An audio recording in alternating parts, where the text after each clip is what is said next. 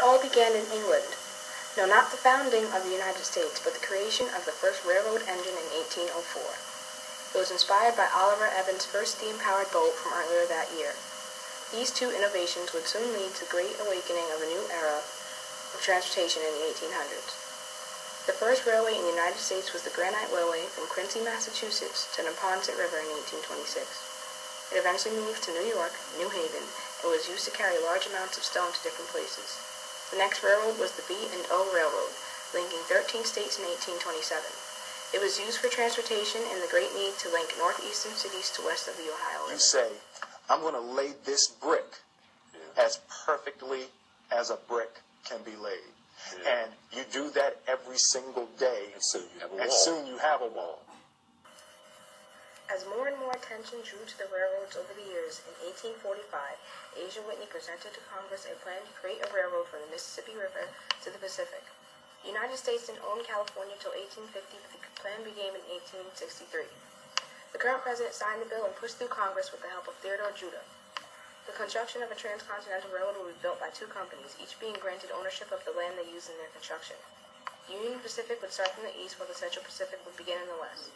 Both companies would meet somewhere in between Omaha and California, approximately 1,700 miles apart. The project cost over $100 million, the most expensive enterprise in U.S. history, but it had to be done eventually as the current travel to the other side of the country was dangerous. They had to plan to leave early enough to cross the mountains before the winter. They had to know exactly what to take and what to leave behind. Fresh water, prairie fires, diseases, exhaustion, the heat, equipment breaking down, and getting lost were cautions. Problems with the Native Americans were rare for now, but with the gold rush coming into age and the need to expand, it increased. The railroad would change this and more. Here's the story. Listen carefully. Central Pacific Railing began in Sacramento, California. Even though the Union Pacific had laid more track than them with 1,032 miles, they faced more hardship.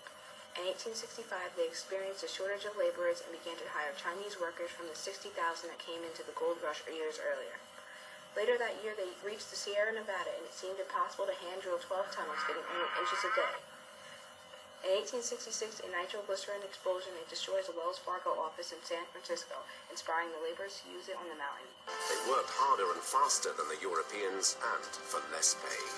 Soon, there were thousands of them.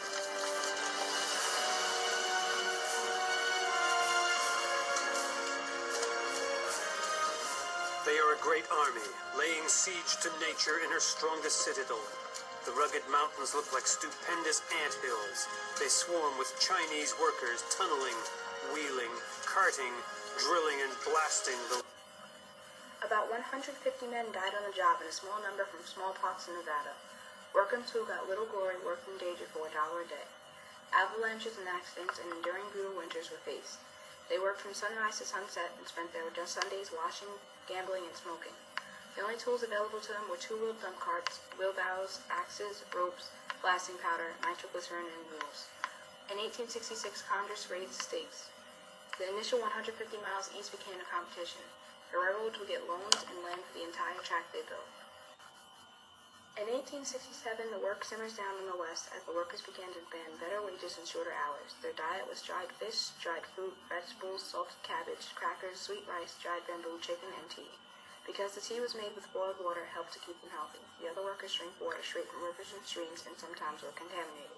The company gave them low-cloth tents. Leaders cut off these supplies and communication with camps to end the strike, which eventually did after 1 week. At an accelerated rate, the Central Pacific continued to work on tunnels into the spring and summer of 1867. Workers broke through in August, just 1 year after the first hole had been made. Tunnel 6 was a truly staggering piece of engineering. It measured 1,659 feet in length and 124 feet into the rock. It's at more than 7,000 feet above sea level. Calculations used to position its endpoints and the central shaft were accurate that they were only 2 inches off when they broke. It was hand-carved without electricity, without steam-powered tools, except for the one single engine they used to hold debris. The Central Pacific continued with hope, building confidently into Nevada. Their hardest task was behind them. The Union Pacific was fortunate enough to start on easy land, but they experienced multiple financial difficulties. The poor funding delayed their work until 1865. Many of the soldiers from the Civil War went to work on the railroad. There were freed slaves and 8,000 immigrants from Germany and Ireland. The men ate well with their diet consisting of beef, pork, potatoes, onions, butter, and coffee. The railroad hired men to hunt buffalo, antelope, elk, deer, and fowl. The workers were known to be rowdy men who did not bathe. On Sunday, their day off was spent gambling and fighting. They were housed in a boarding train. The train had boxcars with hammocks and places to put their belongings. Surveyors and guarders lived in tents and camped nearby. All supplies were brought to them by wagon. Conflict with the Indians during the building of the Transcontinental, mostly toward Union Pacific, grew. The natives were angry at the use of their land by white settlers. They were angry when they slaughtered the buffaloes because they were a main factor to their survival. They used buffalo for clothes, food, tools, glues, cups, etc. To them, white men had little respect for the land and nature. Being disturbed caused resentment to rise up in different tribes. The government began to put the tribes onto reservations. The railroad even hired men to watch out for any attacks from nearby Indians. Among the rowdy bunch were towns being built almost overnight and experienced increased population due to nearby opportunity.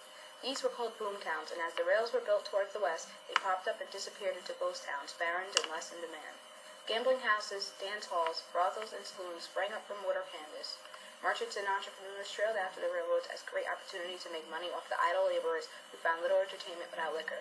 It became portable work, and a newspaper editor called it Hell on Wheels. In 1868, the Union Pacific reached the Sherman Summit, which is 8,200 feet high in the mountains of Wyoming. It was here that they began to slow down, but previously they conquered the steep Black Hills. The citizens of Wyoming were upset with the new settlers and began outlawing their barbaric ways and hung leftovers from telephone poles and log cabin rafters. After months of increased tension, lobbying, congressional pressure, and no meeting between the two companies, leaders of both companies agree on a meeting place for the two rails. It takes 2 days of argument, but they agree on Promontory Summit, Utah. In 1869, construction boss for the Central Pacific Railroad heard that the Union Pacific had laid 7 miles of track in one day. He boasted to the vice president of the Union Pacific that his crew could lay 10 miles in one day. The vice president bet $10,000 that it couldn't be done by the laborers of the Central Pacific, but to his surprise, they had won the challenge. 3,520 rails, 28,160 spikes, and 14,080 nuts and bolts were used that day to complete the job. On May 10, 1869, the completion and unification of the railroads occurred. There were 4 special spikes used to do this. The golden spike was used when hearing that no one had an item for the finished railroad. A friend of the Central Pacific used $400 of his own gold to make the spike. The golden spike weighed 14.3 ounces, measured 5.58 inches long, and was made of 17.6 karat gold. Only $300 worth of gold was needed to make the actual spike. The leftover gold was attached and removed later. The spike was engraved on the top and 4 sides. One side was engraved, the Central Pacific Railroad, groundbroken January 8, 1863, and completed May 8, 1869. The 2 sides had named the railroad directors and officers. The 4th side was engraved, "May God continue to unity of our country as railroad unites the 2 great oceans of the world." Presented David Hughes, San Francisco. The top of the spike was engraved with the last spike. The Nevada spike was ordered May 5, 1869. The Nevada spike was made from silver. It was 6 inches long and weighed 10.5 ounces. The spike was rushed 20 miles to Reno to give to the Union Pacific leader aboard his train heading to the ceremony. It is engraved on one side, "To Leland Stanford, President of the Central Pacific Railroad, to the iron of the East and the gold of the West." Nevada adds her length of silver to span the continent and wed the oceans. Arizona's silver and gold spike was presented from the Arizona Territory at the ceremony. The 6-inch spike was made of silver and head made from gold. It does not know when or who made the spike. The Museum of City of New York now has ownership of it. Lastly, a second golden spike was given by the proprietor of San Francisco Newsletter Company. He had given his spike inscribed with this spike, the San Francisco Newsletter opens its homage to the great work which has joined the Atlantic and Pacific Oceans this month, May 1869. It was 5 inches long and weighed 9.5 ounces of gold. It was worth $200. These spikes were the last given to the ground to complete the railroad. The U.S. Transcontinental Railroad seemed impossible and is one of the greatest things built in United States history. One of the most significant creations of the railroad was the creation of time zones. Before, towns set their clocks by the sun. With the completion of the railroad, the trains could maintain a schedule with everyone setting their clocks and watches differently. A principal in New York suggested that there would be uniform time. His suggestion divided the Earth into time zones of 15 degrees each. This made 24-hour time zones. In addition, people began to settle on new lands. New towns and businesses flourished all along the railroad. Manufacturers could give their goods to more markets. The East could send supplies to the West and the West to the East. Supplies were purchased at lower prices because the cost of shipping was decreased. Farmers and merchants can move their products to places faster without it spoiling. The impact of the railroad to the Native Americans would not be a happy ending as the rest of the nation. The buffalo were disappearing and they had little food. The Indians would eventually be pushed on the reservations when all the new settlers came. Traveling before the railroad was long and costly. Once completed, the railroad reduced travel time to about a week and travel coast to coast. Mail would be delivered to its destination within days, and the cost went from dollars per ounce to ounces per pennies. New phrases such as "time's up," "time's a-wasting," and "the train is leaving the station" became common. The 1890 census showed the American frontier had disappeared due to this. It is a construction that showed new possibilities for the nation. I've been working on a railroad all the livelong day. I've been working on a railroad just to pass the time away. Can't you hear the whistle blowing? Rise up so